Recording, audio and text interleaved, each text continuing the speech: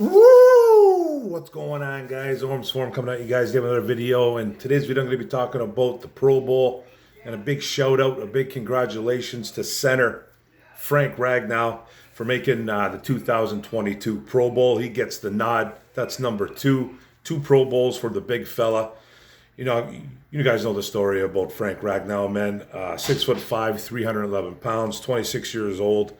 Drafted back in 2018, a Bob Quinn draft, nonetheless. Round one, pick 20. Not the sexiest pick that that a lot of fans, that a fan base doesn't get excited for. But he was one of the best centers coming out in that draft, and he's been a good one, man. He's been nothing. He's been nothing short of spectacular. 2 Pro Bowls to his name, like I said. He had a second team All Pro back in 2020 as well, too. Pure toughness. Hank Fraley just pretty much describes him as one of the toughest SOBs he's been around. He's been playing pretty much on one foot, one leg throughout the season. He's got the injuries going on with that foot constantly every single week, and he's not going to tell nobody about it. He's just going to fight right through it. Now, we could talk about Frank Ragnow until the sun comes home. He's the captain of the O-line. Gets the job done. He sets everybody up. And it's just a good thing to have a really good center for your football squad. Sorry, guys, just getting rid of some nonsense in the corner there. I gotta figure out how to get rid of that. But a solid player. We probably give out some more awards out to that offensive line as well, and that kind of leads us into maybe some Pro Bowl alternates. And then some snubs. I won't really get into the crazy amount of snubs, but I will talk about it. But the Pro Bowl alternates, we had 9 of them. So Lions are getting, we're getting the love. You guys kind of know how I feel about Pro Bowl, and if you don't know how I feel about it, it's kind of, it's a popularity contest, but it's taken serious by some players. If you haven't seen today, there's a guy named, what was his name? There was a guy today, I'm kind of going off a thing here. There was a guy for the Washington Commanders named Jeremy Reeves. Free safety, been on the team for a few years, one of the last cuts always.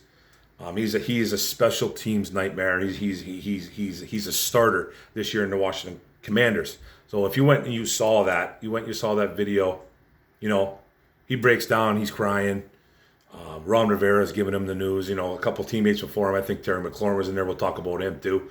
Terry McLaurin was in there, and then there was another guy named I can't remember his name. He was the center, the long snapper. He was very excited for him. Starts crying.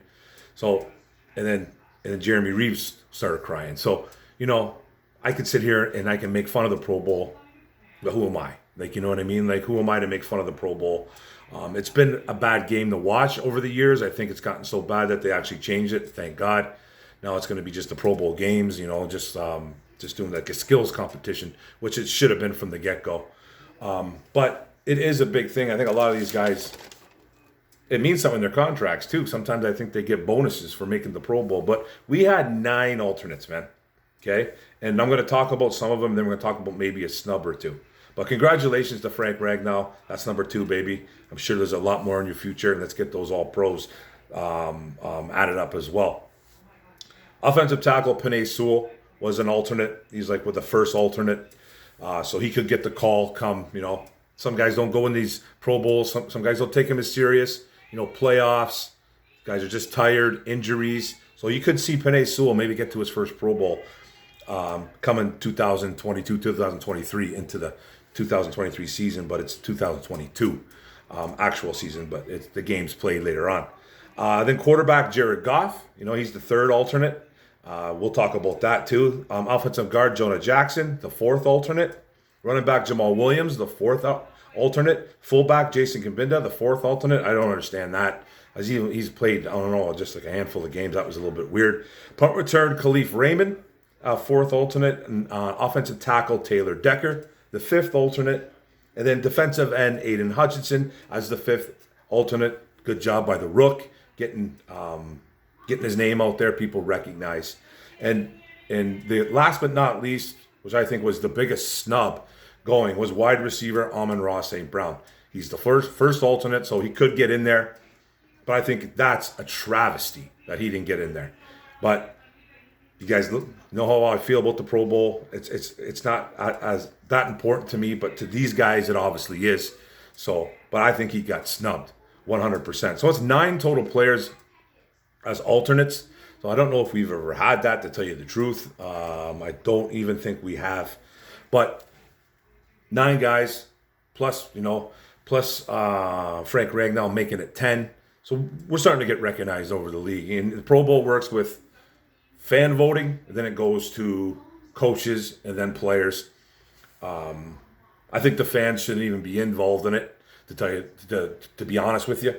I think it should be like they do the top 100.